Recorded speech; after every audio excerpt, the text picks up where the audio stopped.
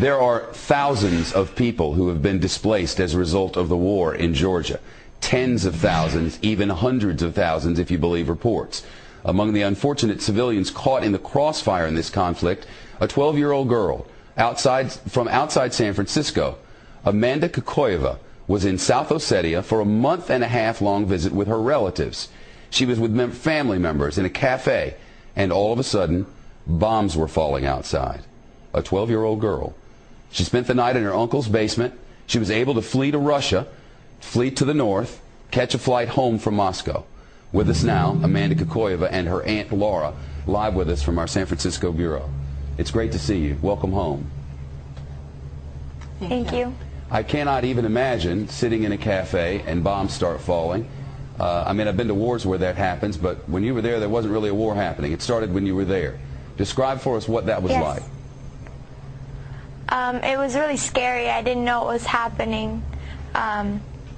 We were just sitting normally, and everybody from outside started running in, and it was just so scary. Where did you go? What did you do? We called my uncle on the restaurant house phone because our cell phones weren't working. And so we called him, and he came to pick us up and drove us to his house.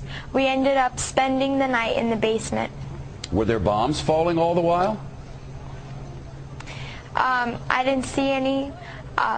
But before I say anything else, I just want to say that I was running from Georgian troops bombing our city, not Russian troops. I want to say thank you to the Russian troops that were helping us out. Where is your family now, and how are they? Some of my cousins, aunts, and uncles are in North Ossetia right now, and they are safe. But my grandma and some of my aunts and uncles are still back there, and I don't know. We don't have any contact with them. I don't know if they're alive or anything. Wow, I know your aunt is with you. This I cannot even imagine. I mean, seeing a 12-year-old go through all of this, it must have been horrifying.